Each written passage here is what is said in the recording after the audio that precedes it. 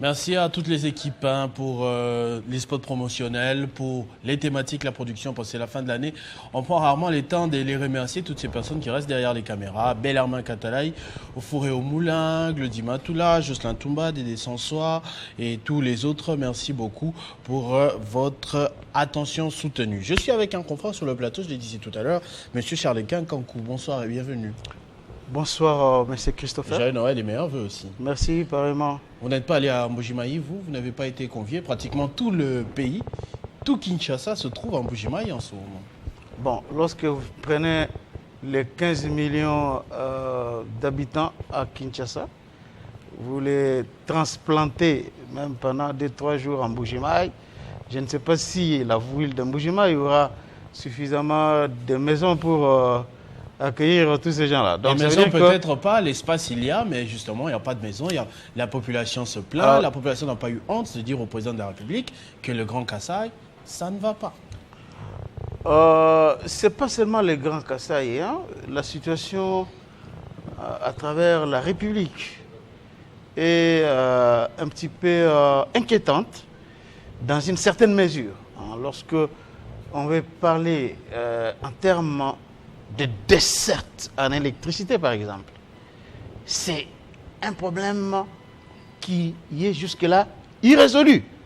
Je n'aimerais pas aller dans plusieurs provinces, aller à gauche et à droite, mais prenons le cas de Kinshasa ici.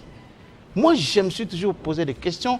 Pourquoi les responsables de la SNEL, hormis le fait que nous devons encore attendre la construction d'autres barrages, notamment les grands Inga et tout ça, pour fournir assez d'électricité aux Congolais. Pourquoi ils ne mettent pas en place une politique, un horaire, si vous voulez, qui peut soulager tant soit peu la misère des Congolais, des Kinois en particulier, les systèmes de délestage.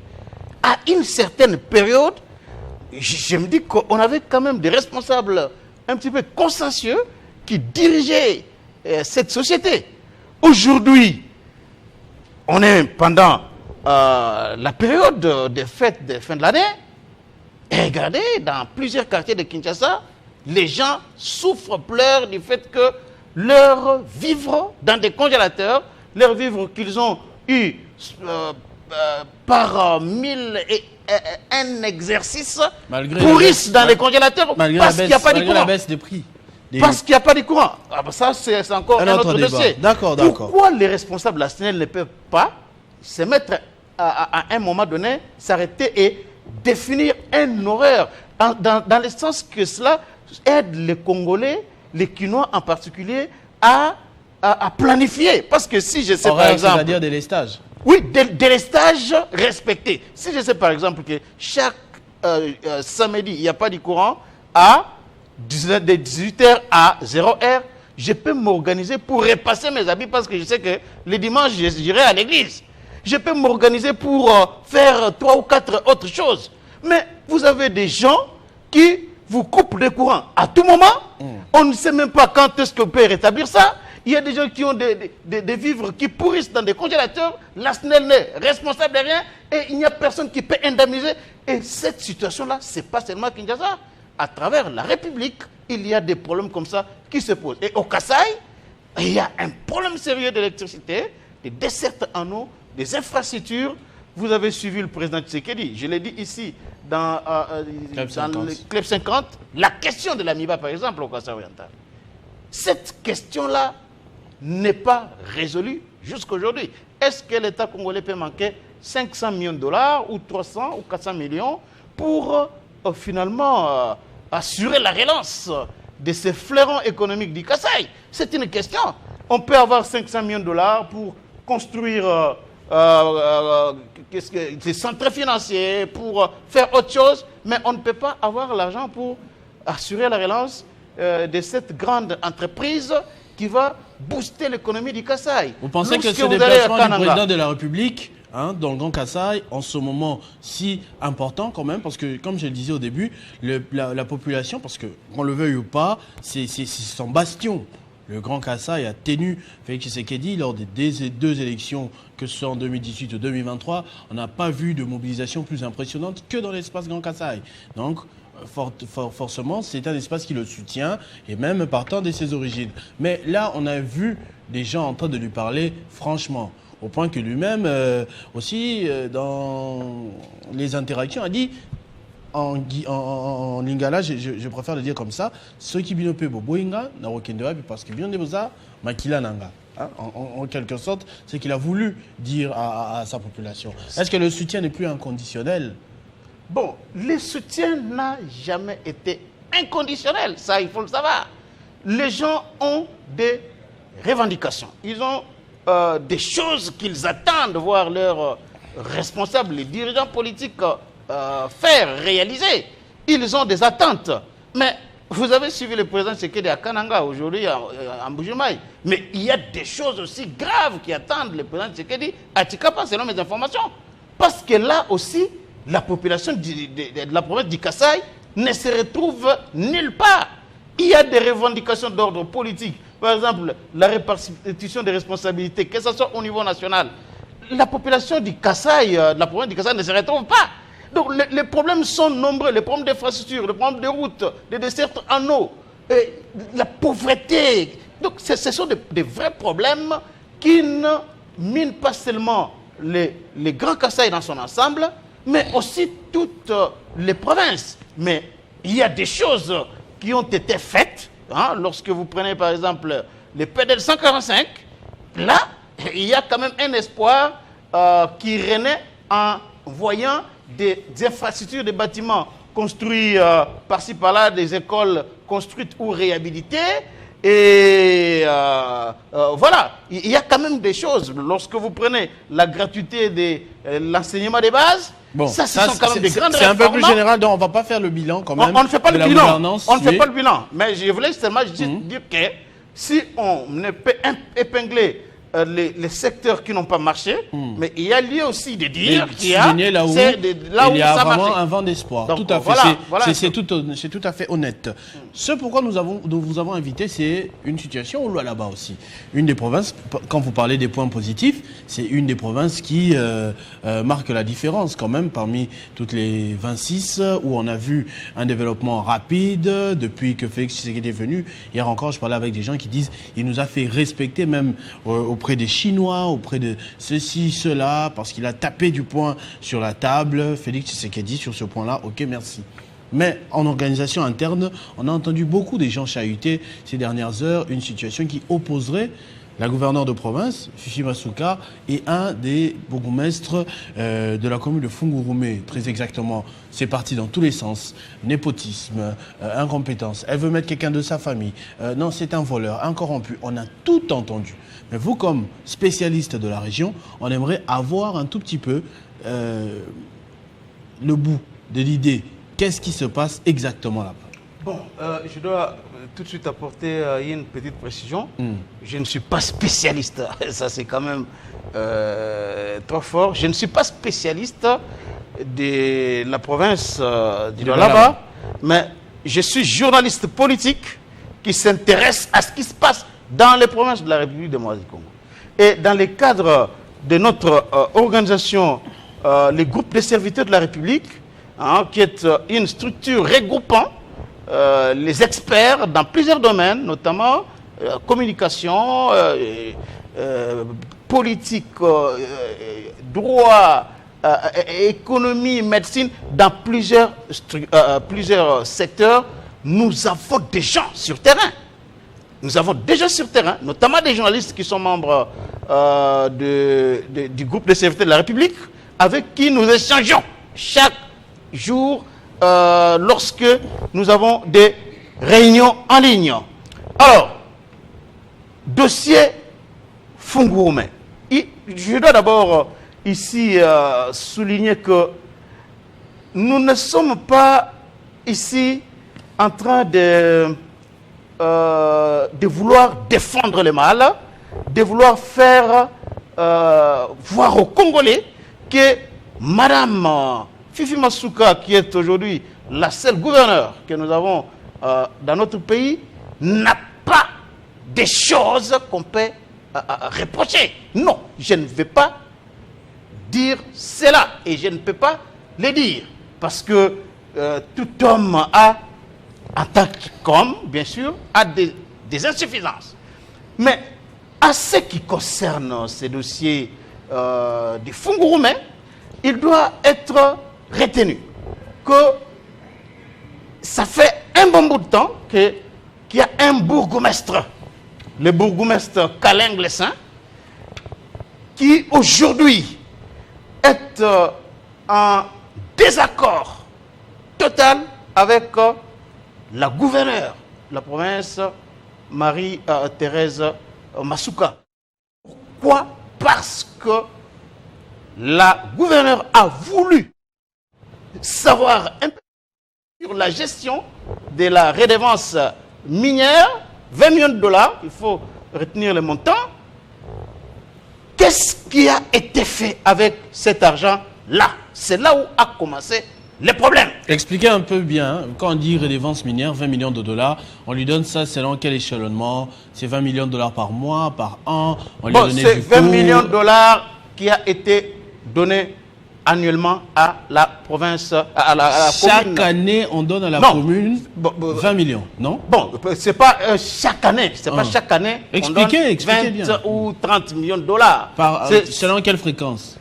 Bon, il y a des taxes minières annuelles hein, qui interviennent, c'est le cas de la redevance minière. Et ça, c'est le code minier, non? Oui, c'est le code minier. Tout à fait.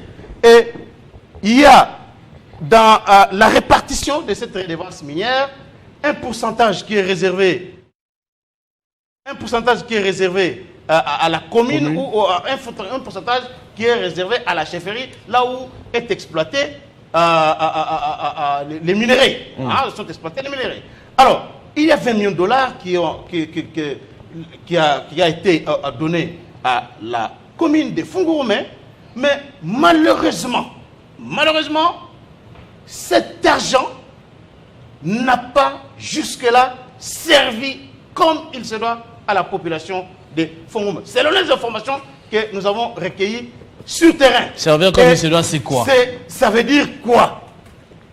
Pouvez-vous comprendre qu'une somme aussi colossale, 20 millions de dollars, soit à 80% frais de fonctionnement. 80% de cet argent-là. Il faut expliquer dans les détails. Frais de fonctionnement, c'est-à-dire quoi? Les papiers de bureau, imprimante, encre, stylo. Mais écoutez, lorsqu'on parle de frais de fonctionnement, oui, le salaire, le transport. Lorsqu'on parle de frais de fonctionnement, vous comprenez tout cela, la paperasse, l'achat peut-être de stylos ou de quelques ordinateurs, un peu d'argent donné par-ci par-là à son entourage. Est-ce que pouvez-vous comprendre que 20 millions de dollars, 80% de 20 millions de dollars soient dilapidés dans les frais de fonctionnement? C'est là où... dans quelle période? Dans quelle période? Ça fait combien de temps? S'il vous plaît, ça fait maintenant une année, et puis une année plus, que... En une année? Oui, que cette situation perdure. Il y a eu des commissions. Une commission parlementaire de l'Assemblée provinciale de Lualaba qui est descendue sur le terrain pour faire la lumière, pour en savoir un peu plus sur ce qui s'est... la commission n'a pas été vraiment satisfaite de voir la manière dont cette cagnotte est gérée. C'est ainsi que Madame la gouverneure, qui est farouchement opposée à la mégestion, a voulu demander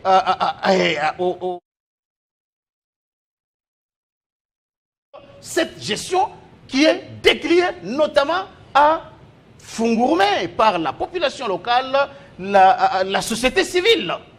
Et les gouverneurs, les bourgmestres, c'est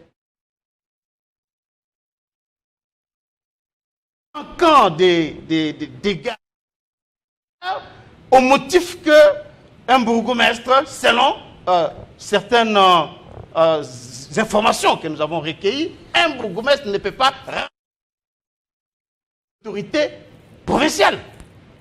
C'est basant sur la loi sur les entités territoriales décentralisées. Alors que cette loi-là, parce qu'évoquée par certains acteurs politiques que j'ai suivis ici à Kinshasa, même certains journalistes qui parlent de cette loi-là, voulant, ce qui me dépasse un peu, consacrer une certaine indépendance totale, scandaleuse, des responsables, des animateurs des entités territoriales décentralisées, notamment les bourgmestres. Un bourgmestre n'est pas une autorité qui dépend d'elle-même. Parce que celui qui rend compte de la gestion au quotidien de la province, ce n'est pas un bourgmestre, ce n'est pas un chef de secteur. Ce n'est pas un administrateur du territoire. C'est d'abord le gouverneur des provinces qui représente la province au niveau du gouvernement central et auprès des tiers. Et lorsque vous lisez la loi sur la libre administration des provinces, cette loi-là de 2008 est claire là-dessus. La loi, en son article, je vais lire ici par exemple l'article 64.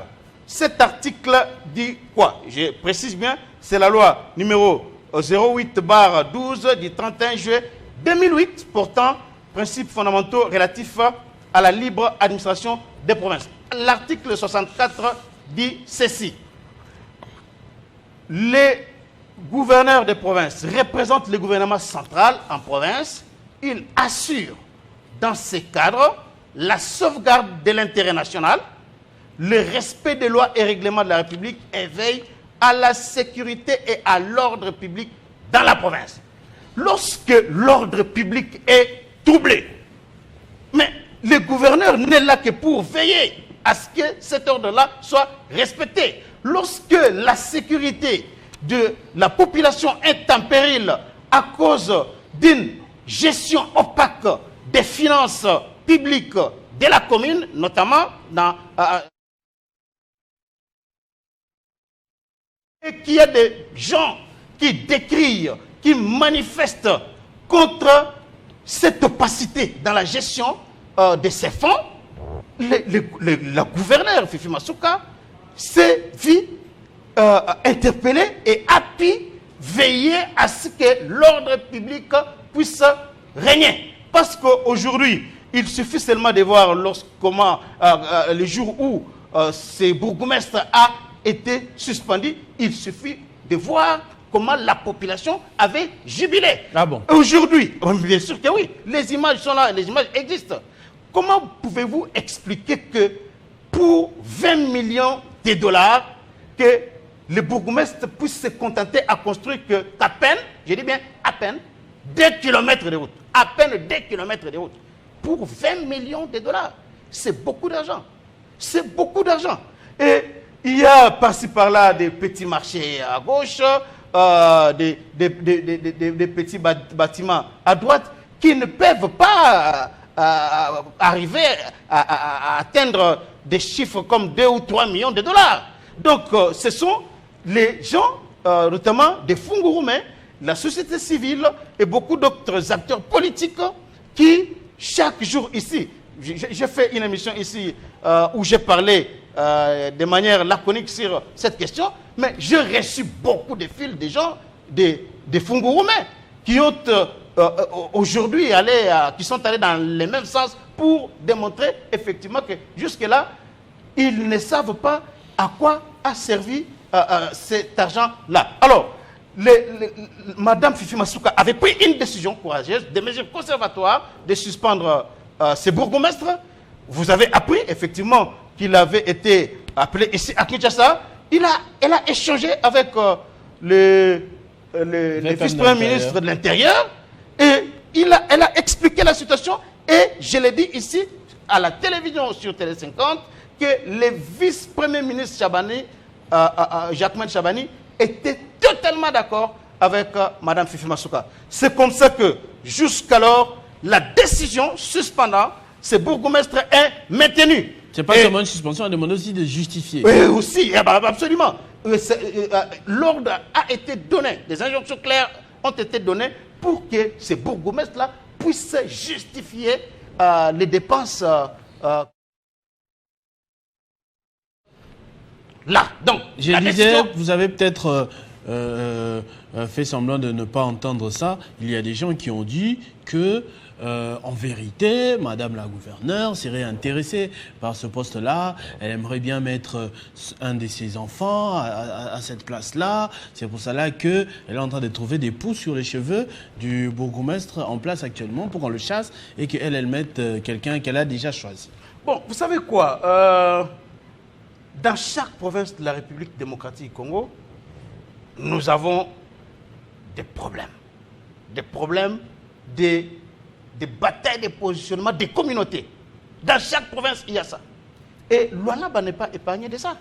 Il y a des luttes, des batailles, des leaderships, des positionnements. Telle communauté veut diriger la province parce que cette autre communauté-là pense que c'est elle qui doit, en principe, et chaque fois diriger la province. C'est comme ça que lorsqu'il y a tel autre membre d'une autre communauté, ça pose problème. Et dans plusieurs provinces, ce problème-là est réel.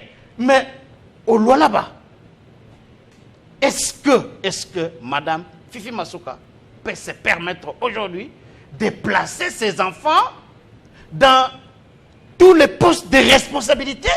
Ça n'a aucun sens. Ça n'a aucun sens. Ça n'a jamais été l'ambition de Mme Fifi Masuka. Parce que nous nous intéressons un petit peu à ce qui se passe là-bas. Sur des multitudes, un nombre, je dirais même illimité de postes de responsabilité dans la province de Lualaba. Mme Fifi Masuka a combien de membres de famille à ces postes-là? Si vous avez, je prends un exemple au hasard, vous avez 30 000 postes de responsabilité par exemple, ou 50 000 ou 100 000 postes de responsabilité dans une province, comme Lualaba, et que Madame la gouverneure ou le gouverneur de cette province-là, sur base des critères objectifs, des critères politiques, ses proches, soit-il ses enfants, 2 ou 3 personnes, parviennent à convaincre les élus pour qu'ils soient portés à ces postes de responsabilité-là, où son fils ou sa fille réunit tel critère pour assurer un tel ou tel autre poste de responsabilité. En ayant 2 ou 3 personnes, nous pouvons dire que la dame veut mettre la province dans sa poche. Ça n'a pas de sens. Ça n'a pas de sens. Moi, j'ai toujours été contre tous ceux-là qui pensent que les enfants des acteurs politiques ne peuvent pas faire de la politique et que lorsque vous êtes un responsable politique, vous ne pouvez jamais, alors jamais, prendre un ou 2 de vos frères ou de vos sœurs. Ce sont des Congolais d'après tout.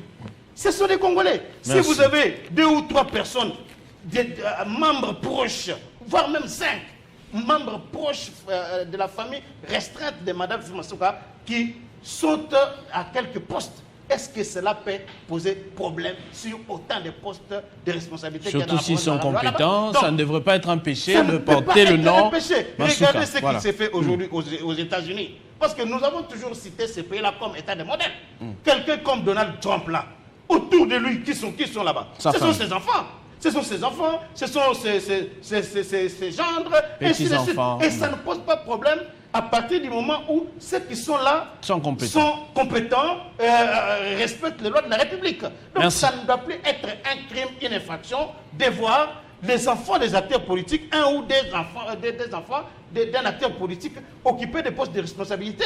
Donc moi j'ai toujours été contre ça et je pense que ce n'est pas l'objectif de Mme Fifi Masuka de chasser M.